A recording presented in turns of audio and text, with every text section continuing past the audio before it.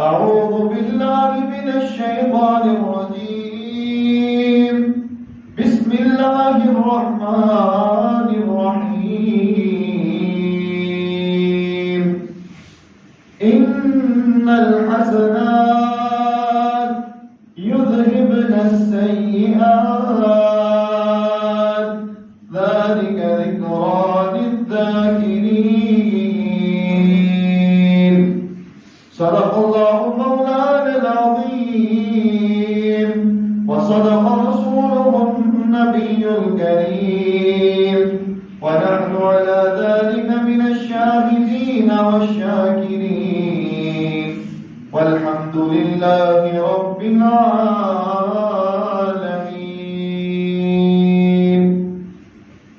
حمد و ثنا، تعریف، تمجید، تقدیس اللہ رب العزت کے لیے جو کائنات کا پالنے والا ہے، خالق ہے، مالک ہے، رازق ہے، داتا ہے، گنج بخش ہے، لجپال ہے، غریب نواز ہے، غوث اعظم ہے، علی کل شیء قدیر ہے.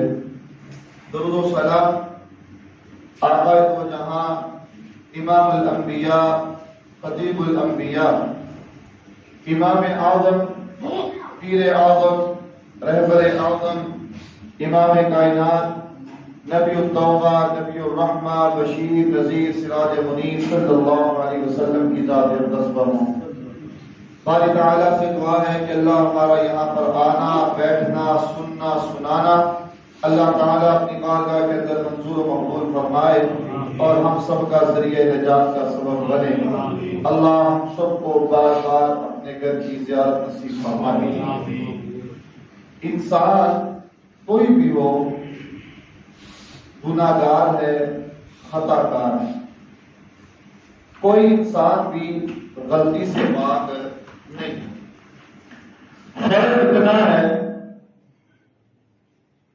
فرق اتنا ہے کہ کوئی زیادہ گناہگار ہے اور کوئی کم گناہگار ہے، لیکن ہر انسان گناہگار ہے، خطا کار ہے.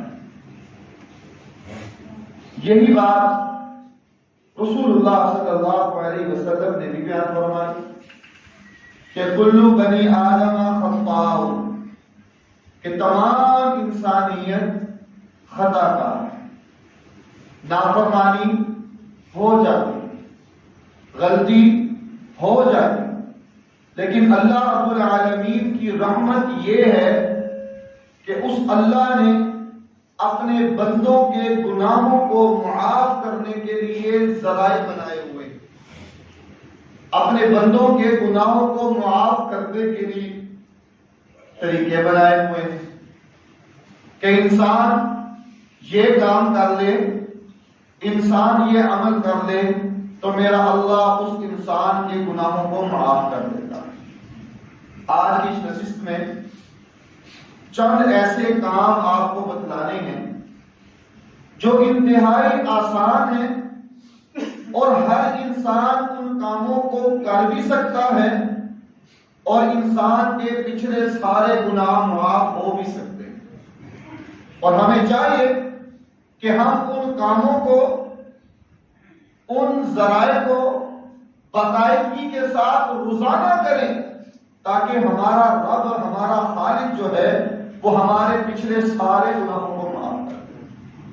تو پہلی چیز، مسلمان ہونا، ایمان لانا، یہ بہت بڑی نیکی ہے. مسلمان ہونا یہ بہت بڑی نیکی ہے. جب انسان اسلام قبول کرتا ہے، مسلمان ہوتا ہے، ہمارا رب جو ہے اس انسان کے پچھلے سارے گناہوں کو معاف کر دیتا ہے. جتنی مرضی غلطیاں کیوں نہ ہوں، جتنے مرضی غلطیوں کے پہاڑ کیوں نہ ہوں، اسلام ایک ایسی چیز ہے، اسلام ایک ایسی نعمت ہے کہ ایک لمحے میں انسان جو ہے وہ نیکیوں کے انبار لگا سکتا ہے. مثال کے طور پر ابو سفیان رضی اللہ تعالی عنہ اللہ کے نبی صلی اللہ علیہ وسلم کے بہت بڑے دشمن تھے. اسلام لانے سے پہلے آپ کی بڑی مخالفت کیا کرتے تھے. غزوہ بدر ابو سفیان رضی اللہ تعالی عنہ کی وجہ سے ہوا تھا. احد کافروں کی صفوں میں کمانڈر بن کر مسلمانوں کے خلاف لڑنے کے لیے ابو سفیان آئے. خندق کی لڑائی میں مسلمانوں کے خلاف ابو سفیان آئے. فتح مکہ کے موقع پر ابو سفیان مسلمان ہو گئے رضی اللہ تعالی عنہ. ساری زندگی اللہ کے نبی صلی اللہ علیہ وسلم کی مکہ میں 13 سالہ زندگی ابو سفیان نے آپ کی مخالفت میں گزار دی رضی اللہ تعالی عنہ. اتنے گناہوں کے پہاڑ، لیکن جب فتح مکہ کے موقع پر انہوں نے اسلام کو قبول کیا، ایمان لائے، تو میرے اللہ نے ان گناہوں کے پہاڑوں کو نیکیوں میں تبدیل کر دیا. جو فتح مکہ سے پہلے بہت زیادہ گناہگار خطاکار اسلام کے دشمن تھے، ایک لمحے میں اسلام کی دولت سے اللہ نے ان کو نیک لوگوں کی صفوں میں شامل فرما دیا. فَأُولَٰئِكَ يُبَدِّلُ اللَّهُ سَيِّئَاتِهِمْ حَسَنَاتٍ کہ اللہ رب العالمین جب انسان نیک عمل کرتا ہے، کوئی نیکی کام کرتا ہے، تو پیچھے جتنے گناہ ہوتے ہیں میرا اللہ ان کو بھی نیکیوں میں تبدیل کر دیتا ہے. یہ بہت بڑا احساس ہے مسلمان کا ہونا. الا من تاب وآمن وعمل عملا صالحا فاولئک یبدل اللہ سیئاتہم حسنات. ہمارا رب کیا کہتا ہے کہ جو انسان توبہ کرے، وآمن اور ایمان لے آئے، مسلمان ہو جائے، اور وعمل عملا صالحا اور نیک اعمال کرنے لگ جائے. پہلی شرط کیا ہے؟ توبہ کرے. دوسری شرط کیا ہے؟ ایمان لے آئے. اس کے بعد وہ نیک کام کرے، نیک اعمال کرے. فَأُولَٰئِكَ يُبَدِّلُ اللَّهُ سَيِّئَاتِهِمْ حَسَنَاتٍ میرا اللہ ایسے انسان کے گناہوں کو نیکیوں میں تبدیل کر دیتا ہے. جتنے مرضی گناہوں کے انبار کیوں نہ ہو، جتنے مرضی بڑے پہاڑ گناہوں کے کیوں نہ ہو، انسان جب ایمان لاتا ہے، مسلمان ہو جاتا ہے، تو میرا اللہ اس انسان کے گناہوں کو معاف کر کے ان سارے گناہوں کو نیکیوں میں تبدیل کر دیتا ہے. عمرو بن عاص رضی اللہ تعالی عنہ اللہ کے نبی صلی اللہ علیہ وسلم کے پاس آئے. آ کر کہنے لگے یا رسول اللہ صلی اللہ علیہ وسلم، مسلمان ہونا چاہتا ہوں، اسلام قبول کرنا چاہتا ہوں. آپ صلی اللہ علیہ وسلم نے اپنا ہاتھ آگے بڑھایا تو عمر نے ہاتھ پیچھے کر دیا. آپ نے فرمایا عمر کیا ہوا؟ تم تو کہہ رہے تھے کہ میں نے اسلام قبول کرنا ہے، ہاتھ پیچھے کر لیا. کہنے لگا یا رسول اللہ صلی اللہ علیہ وسلم، میری غلطیاں بہت ہیں، میرے گناہ بہت ہیں، میری خطائیں بہت ہیں. کیا اسلام قبول کرنے سے میرا اللہ جو ہے وہ پچھلے میرے گناہوں کو معاف کر دے گا؟ کیا اللہ اسلام قبول کرنے کے بعد وہ میری پچھلی ساری غلطیوں کو معاف کر دے گا؟ رسول اللہ صلی اللہ علیہ وسلم نے فرمایا ہاں عمر، جب انسان مسلمان ہوتا ہے، اسلام قبول کرتا ہے، میرا اللہ اسلام کی بدولت، اسلام کی وجہ سے اس انسان کے پچھلے سارے گناہوں کو معاف کر دیتا ہے. الحمدللہ ہم سب مسلمان ہیں، ہم سب کلمہ پڑھنے والے ہیں، ہم سب کلمے کا اقرار کرنے والے مسلمان انسان ہیں. اب ہم نے کیا کرنا ہے؟ ہم میں سے ہر انسان گناہ گار ہے، ہم میں سے ہر انسان خطا کار ہے، ہر انسان سے غلطی ہو جاتی ہے، نافرمانی ہو جاتی ہے. تو ہم نے کیا کرنا ہے کہ جس کی وجہ سے ہمارے گناہ معاف ہو جائیں اور اللہ کے ہاں ہم نیک بندوں میں شامل ہو جائیں. تو پہلا کام، اپنے گناہ کی توبہ کیجیے، اپنے گناہ کی توبہ کیجیے، اپنے گناہ کی معافی مانگیے، اپنے اندر احساس پیدا کریں، اپنے اندر یہ بات پیدا کریں کہ ہاں مجھ سے غلطی ہو گئی، ہاں مجھ سے یہ گناہ سرزد ہو گیا، ہاں مجھ سے یہ نافرمانی ہو گئی، اور اپنے گناہ کی معافی مانگے اللہ سے، گناہ کی توبہ کریں. اللہ اس انسان کے پچھلے سارے گناہوں کو معاف کر دیتا ہے. لیکن شرط کیا ہے؟ توبہ کرنا. اب ہمارے یہاں توبہ میں کیا کہتے ہیں؟ ہم کہتے ہیں کہ استغفار کرنا چاہیے، استغفار کریں، بعض احباب صرف استغفار استغفار ہی کہتے ہیں، بس یہ لفظ درست نہیں ہے۔ خالی استغفار کہنا یہ لفظ درست نہیں ہے، پورا لفظ بولنا چاہیے استغفر اللہ، پورا لفظ بولنا چاہیے تاکہ اللہ ہمارے گناہوں کو معاف کرے۔ اپنے اندر یہ احساس پیدا کرنا چاہیے کہ ہمارا اللہ ہمارے گناہوں کو معاف کرے گا، اور اس نیت سے استغفر اللہ پڑھے، اللہ ایسے انسان کے گناہوں کو معاف کر دے۔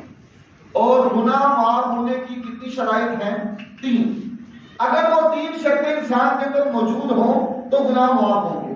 پہلے نمبر پر اگر انسان نے کسی کا حق دینا ہے تو سب سے پہلے وہ حق ادا کرے۔ گناہ معاف ہونے کی 3 شرائط ہیں، 3 شرطیں ہیں۔ ان میں سے پہلی، اگر اس انسان نے کسی کا حق دینا ہے تو وہ حق دے گا۔ دوسری شرط کیا ہے کہ اپنے اندر ندامت پیدا کرے، شرمندگی، اس کو احساس ہو، ندامت پیدا کرے کہ مجھے یہ کام نہیں کرنا چاہیے تھا لیکن بشری تقاضے سے یہ کام سرزد ہو گیا، تو اپنے اندر وہ ندامت پیدا کرے۔ اور تیسری شرط معافی کی کیا ہے کہ وہ آئندہ سے عزم کرے، ارادہ کرے، نیت کرے کہ اللہ غلطی ہو گئی، اب میں ارادہ کرتا ہوں، میں نیت کرتا ہوں کہ دوبارہ میں ایسی غلطی نہیں کروں گا، تو پھر میرا اللہ ایسے انسان کے گناہوں کو معاف کر دیتا ہے، توبہ کو قبول کر دیتا ہے۔ یہ 3 چیزیں، 3 شرائط اپنے اندر پیدا کریں، اور استغفر اللہ الذی لا الہ الا ھو الحی القیوم واتوب الیہ۔ یہ دعا نہایت ہی آسان ہے اور اکثریت کو آتی ہے۔ استغفر اللہ الذی لا الہ الا ھو الحی القیوم واتوب الیہ۔ انسان وہ 3 شرائط اپنے اندر پیدا کر لے اور یہ دعا ایک مرتبہ پڑھ لے، میرا اللہ ایسے انسان کے پچھلے سارے گناہوں کو معاف کر دیتا ہے، سارے گناہوں کو۔ ہم سے بڑی غلطیاں ہو گئی، ہم نے نمازوں کو چھوڑ دیا، ہم نے روزوں کو چھوڑ دیا، زکات ہمارے اوپر فرض تھی، ہم نے زکات ادا کرنی چھوڑ دی، بیت اللہ کا حج ہم پر فرض تھا، ہم نے کرنا چھوڑ دیا۔ ان ہاتھوں سے گناہ ہوئے، ان آنکھوں سے گناہ ہوئے، ان کانوں سے گناہ ہوئے ہمارا ہے۔ اگر ہم نے کسی سے زیادتی کی ہے تو سب سے پہلے ہم نے اس کا حق ادا کرنا ہے، دوسرے نمبر پر اپنے اندر ندامت پیدا کرنی ہے، اور تیسرے نمبر پر آئندہ نہ کرنے کا عزم کرنا ہے۔ یہ 3 باتیں اپنے اندر پیدا کرنے کے بعد یہ دعا استغفر اللہ الذی لا الہ الا ھو الحی القیوم واتوب الیہ، یہ دعا ایک مرتبہ پڑھ لے، میرا رب انسان کے پچھلے سارے گناہوں کو معاف کر دے گا۔ دوسرا کام جو نہایت ہی آسان ہے اور ہم کر بھی سکتے ہیں اور کرنا بھی چاہیے، وہ کیا ہے؟ اذان ہوتی ہے، ہم اپنی دکانوں میں بیٹھے ہوئے ہوتے ہیں، اپنے گھروں میں ہوتے ہیں، اذان کی آواز ہمارے کانوں میں بھی آتی ہے، تو جب اذان ہو تو ہمیں ساتھ ساتھ اس کا کیا دینا چاہیے؟ جواب دینا چاہیے۔ اللہ اکبر جب مؤذن کہے اللہ اکبر تو آپ کو بھی اللہ اکبر کہنا چاہیے۔ اسی طرح جس طرح مؤذن کہے گا آپ کو بھی اسی طرح کلمات ادا کرنے چاہیے۔ اشہد ان لا الہ الا اللہ آپ کو بھی یہی کہنا چاہیے، اشہد ان محمد رسول اللہ آپ کو بھی یہی کہنا چاہیے۔ جب وہ حی علی الصلاۃ کہے گا تو آپ کو کیا کہنا چاہیے؟ لا حول ولا قوۃ الا باللہ۔ حی علی الفلاح جب مؤذن کہے گا تو آپ کو کیا کہنا چاہیے؟ لا حول ولا قوۃ الا باللہ۔ اذان مکمل ہوئی، آپ نے جواب دیا، اس کے بعد محمد رسول اللہ صلی اللہ علیہ وسلم نے فرمایا کہ جو انسان یہ دعا پڑھتا ہے اشہد ان لا الہ الا اللہ وحدہ لا شریک لہ واشہد ان محمدا عبدہ ورسولہ، جس کو ہمارے ہاں دوسرا کلمہ بھی کہا جاتا ہے، یہ دعا دوسرے کلمے سے مشہور بھی ہے۔ یہ دعا اذان ہونے کے بعد جو انسان اس دعا کو پڑھتا ہے اشہد ان لا الہ الا اللہ وحدہ لا شریک لہ واشہد ان محمدا عبدہ ورسولہ رضیت باللہ ربا وبالاسلام دینا وبمحمد صلی اللہ علیہ وسلم نبیا. اتنی دعا. دوسرا کلمہ اور یہ دعا رضیت باللہ ربا وبالاسلام دینا وبمحمد صلی اللہ علیہ وسلم نبیا. یہ دعا جو انسان اذان سننے کے بعد پڑھتا ہے میرا رب ایسے انسان کے پچھلے سارے گناہوں کو معاف کر دیتا ہے. کتنا ٹائم لگا, کتنا وقت لگا؟ ہر مسلمان دوسرا کلمہ اس کو آتا ہے, یہ دعا ہی ہے نا, رضیت باللہ ربا وبالاسلام دینا وبمحمد صلی اللہ علیہ وسلم نبیا. یہ دعا یاد کر لے, آدھا منٹ بھی نہیں لگتا, ایک لمحے میں ہمارا رب جو ہے وہ انسان کے پچھلے سارے گناہوں کو معاف کر دیتا ہے. تو ہمیں چاہیے کہ ہم اس کا اہتمام کریں. تو پہلا کام کیا تھا کہ اپنے گناہ کی توبہ کرنی ہے, اپنے گناہ کی معافی مانگنی ہے. اور وہ دعا آپ نے 3 شرائط کو اپناتے ہوئے وہ دعا ایک مرتبہ اگر دن میں پڑھ لیں تو اللہ پچھلے سارے گناہوں کو معاف کر دے. دوسرے نمبر پر اذان کا جواب دینا ہے, اور اذان کا جواب دینے کے بعد یہ دعا پڑھنی ہے اللہ ایسے انسان کے پچھلے سارے گناہوں کو معاف کر دے. اب جب اذان سن لی تو اس کا مطلب یہ نہیں ہے کہ آپ بھی بیٹھے رہیں, اپنے کاموں میں مصروف ہو جائیں. پھر نماز کے لیے نکلنا ہے, نماز کے لیے آنا ہے. دکان میں رش ہو یا نہ ہو, گار ہو یا نہ ہو, آپ نے نماز کے لیے آنا ہے. آپ نے دکان کو بند کر کے نماز کے لیے آنا ہے. شریعت تو کہتی ہے کہ جب اذان ہو جائے تو پھر کاروبار تجارت سب کچھ بند چھوڑ دو. ہمارا توکل, ہمارا یقین, ہمارا بھروسہ اب وہ نہیں رہا. ہم کلمہ کو مسلمان ضرور ہیں, شریعت کے دعوے دار تو ضرور ہیں, لیکن عملی زندگی میں ہم بالکل پیچھے جا رہے ہیں. ہمارا ایمان کمزور ہوتا جا رہا ہے. اس کی وجہ کیا ہے کہ ہم دین سے دور ہو رہے ہیں. ہم نے قرآن و حدیث کو چھوڑ دیا, ہم نے نبی علیہ السلام کے فرمان کو چھوڑ دیا. نتیجہ کیا ہے کہ وہ آہستہ آہستہ انسان کلمہ کو مسلمان جو ہے وہ دین سے دور ہو رہا ہے. تو جب اذان سن لی, اذان کا جواب دیا, تو اس کے بعد آپ نے نماز کے لیے آنا ہے. نماز کے لیے کہاں آنا ہے؟ مسجد میں آنا ہے. اور جب آپ پیدل چل کر آتے ہیں تو ایک قدم کے بدلے کتنے قدم ہوتے ہیں یہ انسان اندازہ لگا سکتا ہے. رسول اللہ صلی اللہ علیہ وسلم کی حدیث ہے کہ ایک قدم کے بدلے اللہ اس انسان کے ایک گناہ کو معاف کر دیتا ہے اور ایک نیکی میں اضافہ کر دیتا ہے, اور ایک میرا رب اس انسان کے درجے کو بلند کر دیتا ہے. ایک قدم کے بدلے 3 چیزیں ملتی ہیں. جو انسان نماز کے لیے آتا ہے ایک قدم کے بدلے 3 چیزیں میرا رب عطا کرتا ہے.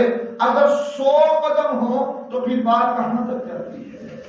ایک قدم کے بدلے انسان کو نیکی بھی ملتی ہے, اس کے گناہ بھی معاف ہوتے ہیں اور اس کے درجات بھی بلند ہوتے ہیں.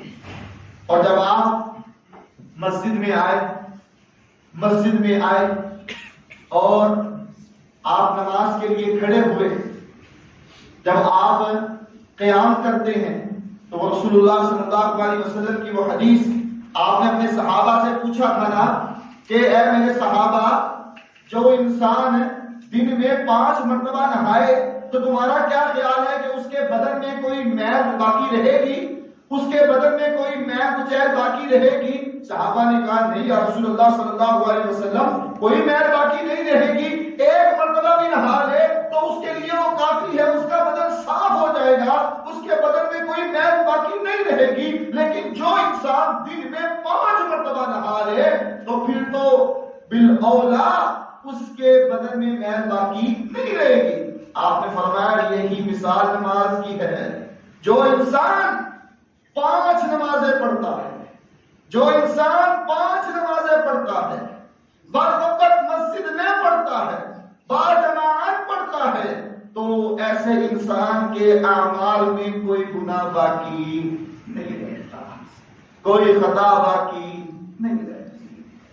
ہر انسان گناہ گار ہے، ہر انسان سے غلطی ہوتی ہے۔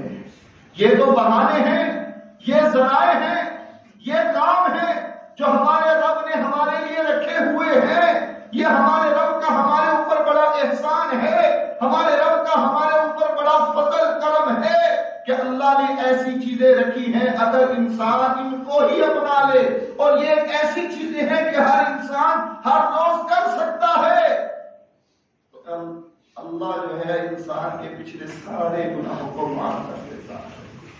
جب انسان قیام کے لیے آتا ہے، رسول اللہ صلی اللہ علیہ وسلم کی حدیث کیا کہتی ہے؟ اذا امن الامام فامنوا فانه من وافق تامينه تامين الملائکہ غفر له ما تقدم من ذنبه۔ رسول اللہ صلی اللہ علیہ وسلم کی وہ حدیث کہ آپ نے فرمایا کہ جب انسان باجماعت مسجد میں نماز ادا کر رہا ہو اور امام نماز پڑھا رہا ہو، مقتدی پیچھے کھڑا ہو، اور جب امام سورۃ الفاتحہ پڑھ لے اور وَلَضَّالِّينَ کہہ دے فَإِنَّهُ مَنْ وَافَقَ تَأْمِينُهُ تَأْمِينَ الْمَلَائِکَةِ غُفِرَ لَهُ مَا تَقَدَّمَ مِنْ ذَنبِهِ۔ امام کی آمین اور مقتدی کی آمین جب دونوں برابر ہو جائیں، مل جائیں، ایک آواز سے بلند ہو جائے، غُفِرَ لَهُ مَا تَقَدَّمَ مِنْ ذَنبِهِ، میرے اللہ ایسے انسان کے پچھلے سارے گناہوں کو معاف کر دیتا ہے۔ اب ہمارے ہاں کیا ہوتا ہے؟ بعض تو اس کا انکار کر دیتے ہیں، بعض تو اس کو مانتے ہی نہیں، اور بعض جھجکتے ہیں، شرمندگی محسوس کرتے ہیں کہ ساتھ والا نہیں کہہ رہا تو میں کیوں کہوں۔ بعض دوسرے مسالے کی مسجد میں چلے جائیں تو وہ بھی نہیں کہیں گے تو یہ بھی نہیں کہے گا۔ رسول اللہ صلی اللہ علیہ وسلم کی حدیث پر ایمان لاتے ہوئے، آپ کے فرمان پر یقین رکھتے ہوئے ہمیں اس سنت پر عمل کرنا چاہیے۔ جب امام جو ہے آمین کہے تو آپ کو بھی اس کے ساتھ بآواز بلند آمین کہنا چاہیے۔ کیا ہوگا؟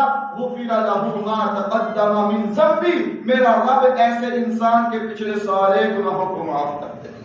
کوئی مشکل کام نہیں، کوئی بڑا کام نہیں ہے، کوئی بڑا ٹائم نہیں لگنا، چند سیکنڈ کی بات ہے، چند سیکنڈ کی بات ہے، اور غفر لہ ما تقدم من ذنبہ۔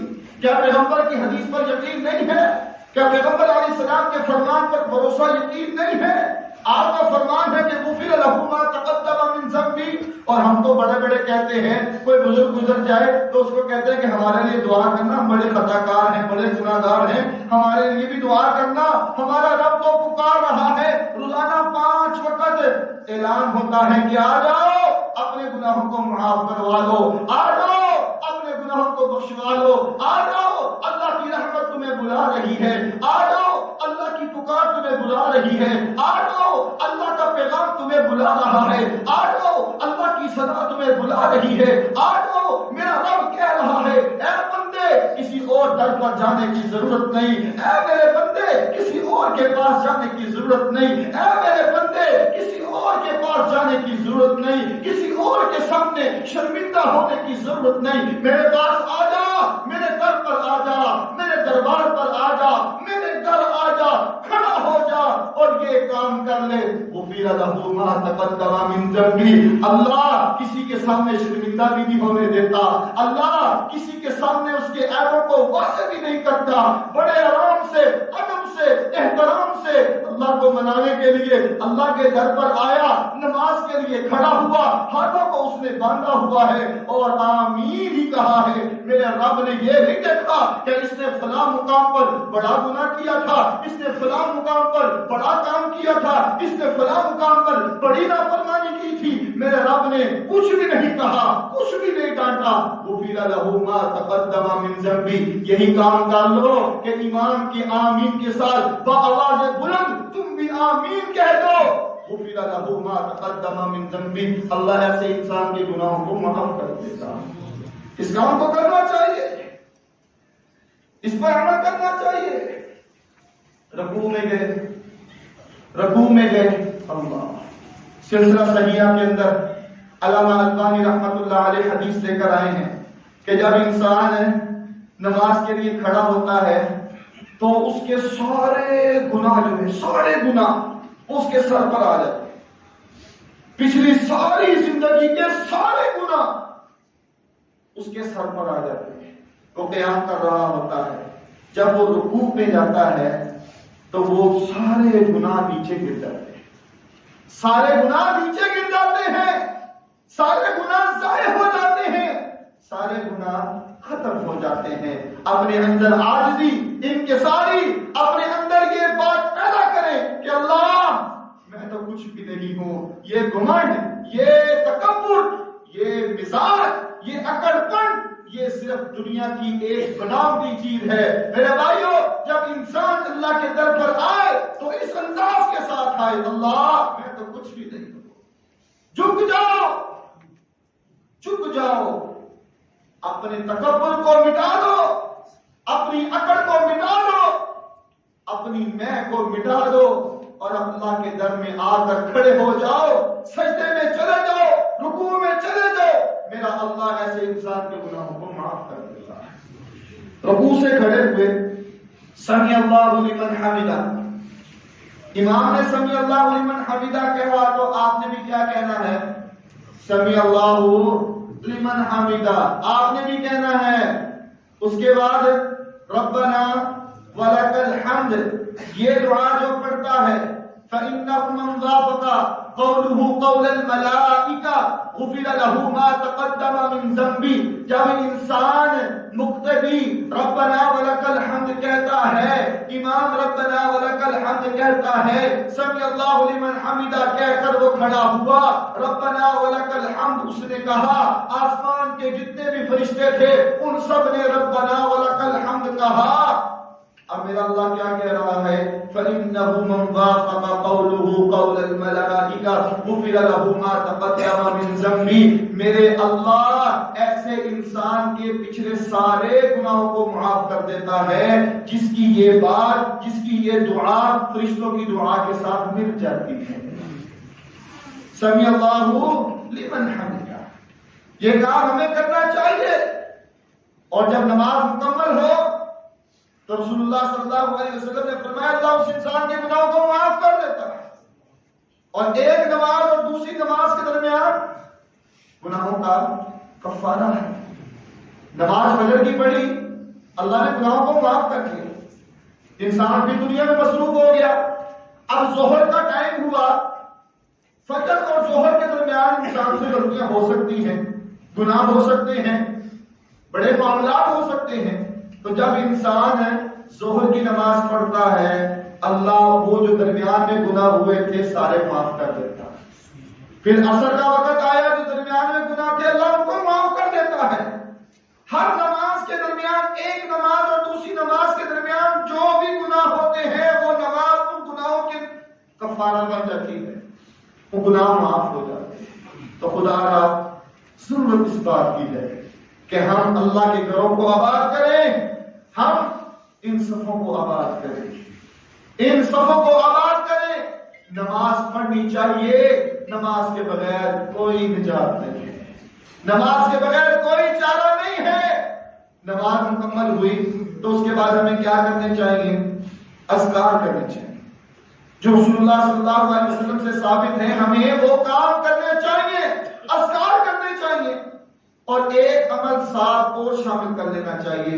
وہ کیا ہے؟ رسول اللہ صلی اللہ علیہ وسلم کی وہ ایک عظیم دعا ہے اور ایک عظیم حدیث ہے. آپ نے فرمایا کہ جو انسان سبحان اللہ و بحمدہ، بس 3 لفظ سبحان اللہ و بحمدہ، 2 لفظ سبحان اللہ و بحمدہ، یہ دعا جو انسان پڑھ لیتا ہے وَإِن كَانَتْ مثل زبد البحر. انسان بڑے بڑے گناہ کرتا ہے، ایسے گناہ بھی ہو جاتے ہیں کہ اس کو پتا بھی نہیں ہوتا کہ یہ گناہ میں نے کیا تھا کہ نہیں کیا تھا. دنیا کی جتنی مرضی ٹیکنالوجی اکٹھی ہو جائے، دنیا کی جتنی مرضی سائنس اکٹھی ہو جائے، آج تک وہ سمندر کے پانی کا اندازہ لگا سکے. ان کو یہ نہیں پتا چل سکا کہ سمندر میں پانی کتنا ہے. ان کو یہ نہیں پتا چل سکا کہ یہ اس کے کنارے کتنے ہیں. دنیا کی ٹیکنالوجی یہاں تک پہنچ سکی نہیں، اور قیامت کی صبح تک پہنچ بھی نہیں سکے گی کہ وہ اندازہ لگا سکے کہ اس میں پانی کتنا ہے. نہیں، رسول اللہ صلی اللہ علیہ وسلم نے فرمایا کہ جو انسان 100 مرتبہ سبحان اللہ و بحمدہ ان کلمات کو پڑھتا ہے، میرا اللہ اس انسان کے پچھلے سارے گناہوں کو معاف کر دیتا ہے. اگرچہ وَإِنْ كَانَتْ مِثْلَ زَبَدِ الْبَحْرِ، اگرچہ اس انسان کے گناہ جو ہیں وہ سمندر کی جاگ کے برابر کیوں نہ ہو. سمندر کے پانی کا اندازہ تو لگ نہیں سکتا، تو جاگ کا خاک لگے گا. دنیا کی ٹیکنالوجی سمندر کے جاگ کی کیا خاک پتہ لگائے گی. تو یہ حدیث ہمیں کیا بتلاتی ہے کہ انسان کے بڑے بڑے گناہ کیوں نہ ہو، بڑی بڑی غلطیاں کیوں نہ ہو، بڑی بڑی نافرمانیاں کیوں نہ ہو، لیکن اگر انسان 100 مرتبہ ان کلمات کو پڑھ لے سبحان اللہ و بحمدہ، سمندر کی جاگ کے برابر بھی اگر انسان کے گناہ ہوں، اللہ ان کو بھی معاف کر دیتا ہے. کتنا ٹائم لگتا ہے؟ 5 منٹ. 100 مرتبہ پڑھنے میں میرے خیال سے زیادہ 5 منٹ لگ سکتے ہیں. تو میرے بھائیوں، ہمیں اس کا اہتمام کرنا چاہیے، اس کام کو اختیار کرنا چاہیے. اس کے بعد جو آج کے خطبے کے حوالے سے میں بات بیان کرنا چاہتا ہوں وہ یہ ہے کہ جب ہم ایک دوسرے کے ساتھ ملیں، ایک دوسرے کے ساتھ ملاقات ہو، تو ہمیں کیا کرنا چاہیے؟ مصافحہ کرنا چاہیے. کیا کرنا چاہیے؟ مصافحہ کرنا چاہیے. ہمارے ہاں یہ ہوتا ہے کہ ہم اگر کسی کو جانتے ہیں تو اس سے سلام کرتے ہیں، اگر کسی کو نہیں جانتے تو نہیں کرتے. اور یہاں یہ بھی دیکھنے کو ملتا ہے کہ اگر 8-10 افراد ایک جگہ پر بیٹھے ہیں، آنے والا آیا ہے اور ان 8-10 میں سے 2-4 کو وہ جانتا ہے تو وہ 2-4 سے سلام کر کے بیٹھ جاتا ہے. نہیں، شریعت اس چیز کی ہمیں اجازت نہیں دیتی. آپ جتنے افراد بیٹھے ہیں سب سے سلام کریں. اگر آپ نے ایک سے سلام کیا ہے تو سب سے کریں، اور اگر آپ آئے ہیں اور 8-10 بیٹھے ہیں تو آپ بآواز بلند سلام کر کے بیٹھ جائیں.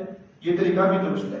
لیکن اگر آپ 8-10 میں سے 2-4 کو سلام کر کے بیٹھ جاتے ہیں اور باقی کو چھوڑ دیتے ہیں، یہ طریقہ درست نہیں. سلام کریں، مصافحہ کریں.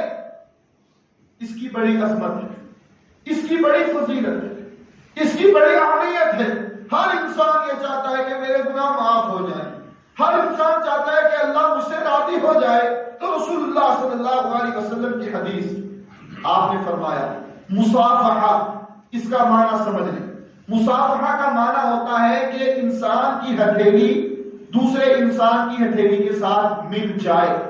یہ ہاتھ بعض افراد تکبر کی بنا پر یا کوئی چھوٹا آ جائے یا کوئی غریب آ جائے، کمزور آ جائے تو آدھا ہاتھ ملاتے ہیں، بس انگلیاں.